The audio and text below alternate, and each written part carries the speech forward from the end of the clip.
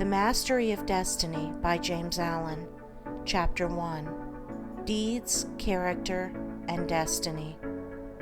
There is, and always has been, a widespread belief in fate, or destiny, that is, in an eternal and inscrutable power, which apportions definite ends to both individuals and nations. This belief has arisen from long observation of the facts of life. Men are conscious that there are certain occurrences which they cannot control, and are powerless to avert. Birth and death, for instance, are inevitable, and many of the incidents of life appear equally inevitable. Men strain every nerve for the attainment of certain ends, and gradually they become conscious of a power which seems to be not of themselves, which frustrates their puny efforts, and laughs, as it were, at their fruitless striving and struggle. As men advance in life, they learn to submit, more or less, to this overruling power which they do not understand, perceiving only its effects in themselves and the world around them, and they call it by various names, such as God, Providence, Fate, Destiny, etc. Men of contemplation, such as poets and philosophers, step aside, as it were, to watch the movements of this mysterious power, as it seems to elevate its favorites on the one hand and strike down its victims on the other, without reference to merit or demerit. The greatest poets, especially the dramatic poets, represent this power in their works, as they have observed it in nature. The Greek and Roman dramatists usually depict their heroes as having foreknowledge of their fate and taking means to escape it, but by so doing, they blindly involve themselves in a series of consequences which bring about the doom they are trying to avert. Shakespeare's characters, on the other hand, are represented, as in nature, with no foreknowledge, except in the form of presentiment, of their particular destiny. Thus, according to the poets, whether the man knows his fate or not, he cannot avert it, and every conscious or unconscious act of his is a step towards it. Omar Khayyam's moving finger is a vivid expression of this idea of fate.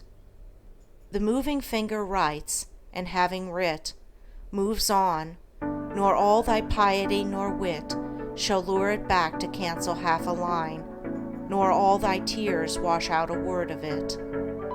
Thus men in all nations and times have experienced in their lives the action of this invincible power or law, and in our nation today, this experience has been crystallized in the terse proverb, man proposes, God disposes. But contradictory as it may appear, there is an equally widespread belief in man's responsibility as a free agent.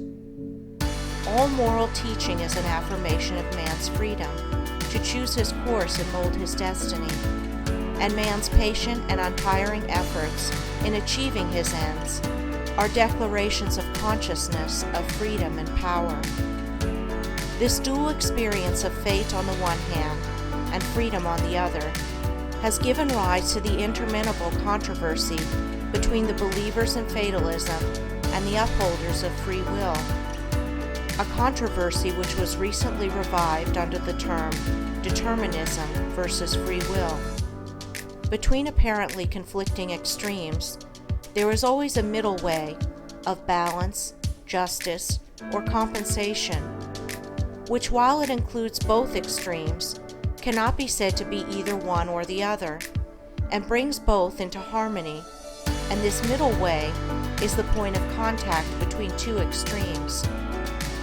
Truth cannot be a partisan, but by its nature is the reconciler of extremes, and so in the matter which we are considering, there is a golden mean which brings fate and free will into close relationship, wherein, indeed, it is seen that these two indisputable facts in human life, for such they are but two aspects of one central law, one unifying and all-embracing principle, namely, the law of causation in its moral aspect.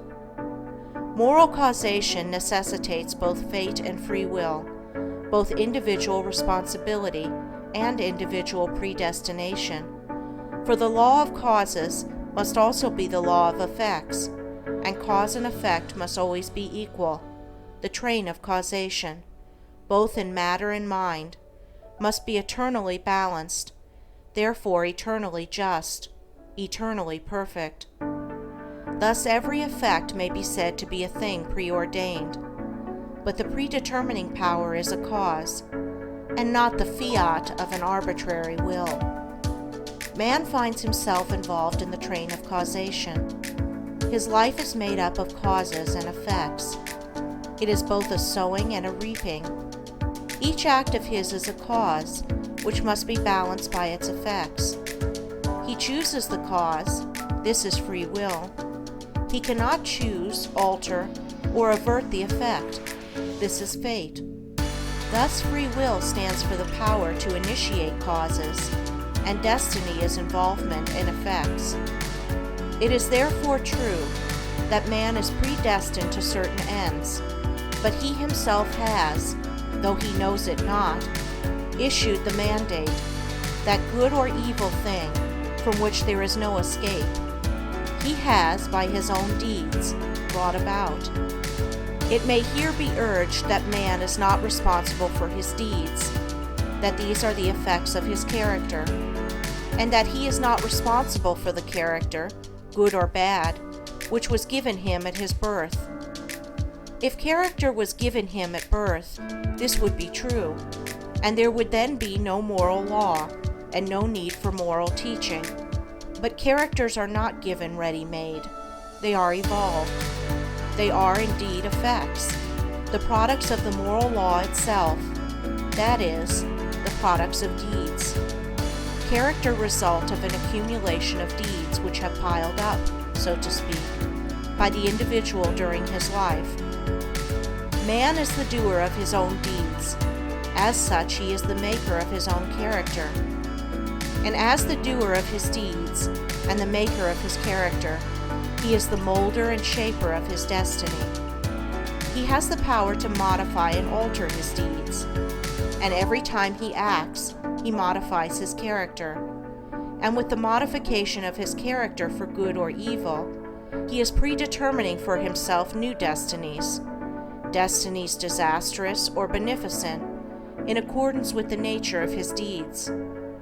Character is destiny itself, as a fixed combination of deeds. It bears within itself the results of those deeds. These results lie hidden as moral seeds in the dark recesses of the character, awaiting their season of germination, growth, and fruitage. Those things which befall a man are the reflections of himself, that destiny which pursued him, which he was powerless to escape by effort or avert by prayer, was the relentless ghoul of his own wrong deeds, demanding and enforcing restitution. Those blessings and curses which come to him unbidden are the reverberating echoes of the sounds which he himself sent forth. It is this knowledge of the perfect law working through and above all things, of the perfect justice operating in and adjusting all human affairs, that enables the good man to love his enemies and to rise above all hatred, resentment, and complaining, for he knows that only his own can come to him, and that, though he be surrounded by persecutors, his enemies are but the blind instruments of a faultless retribution, and so he blames them not, but calmly receives his accounts, and patiently pays his moral debts. But this is not all. He does not merely pay his debts. He takes care not to contract any further debts. He watches himself and makes his deeds faultless. While paying off evil accounts, he is laying up good accounts. By putting an end to his own sin, he is bringing evil and suffering to an end.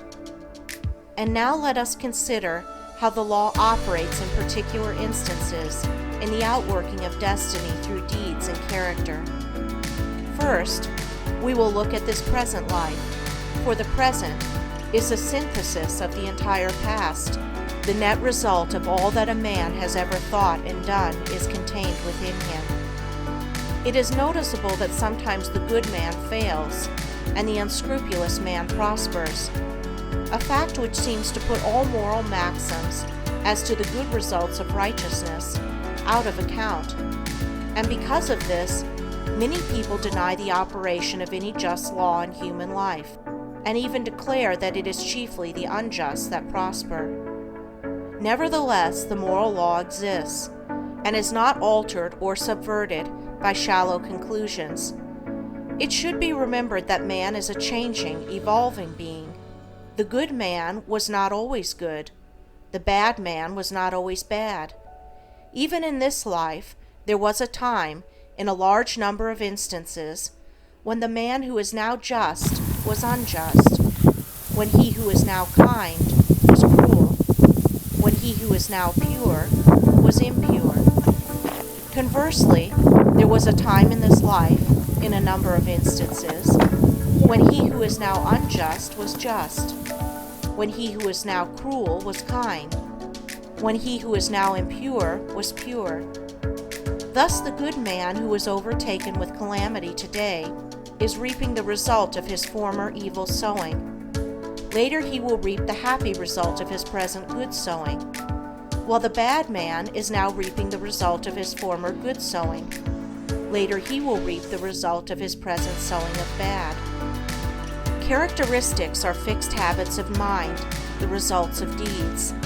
An act repeated a large number of times becomes unconscious or automatic. That is, it seems to repeat itself without any effort on the part of the doer, so that it seems to him almost impossible not to do it, and then it has become a mental characteristic. Here is a poor man out of work. He is honest and is not a shirker. He wants work and cannot get it. He tries hard and continues to fail. Where is the justice in his lot?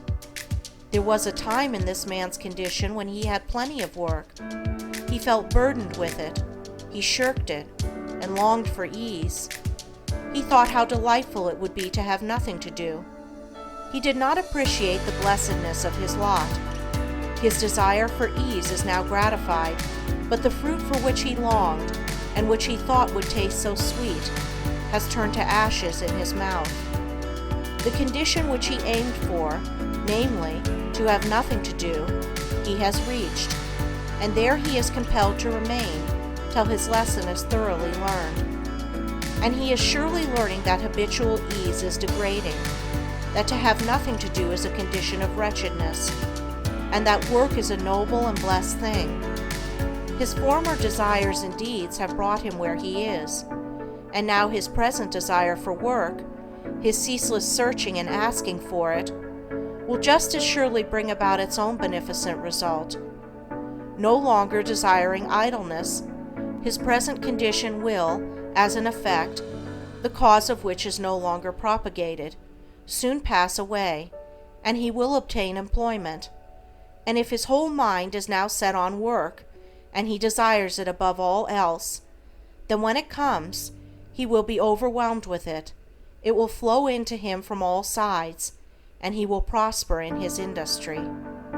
Then, if he does not understand the law of cause and effect in human life, he will wonder why work comes to him apparently unsought, while others who seek it strenuously fail to obtain it. Nothing comes unbidden. Where the shadow is, there also is the substance. That which comes to the individual is the product of his own deeds. As cheerful industry leads to greater industry and increasing prosperity, and labor shirked or undertaken discontentedly leads to a lesser degree of labor and decreasing prosperity, so with all the varied conditions of life as we see them.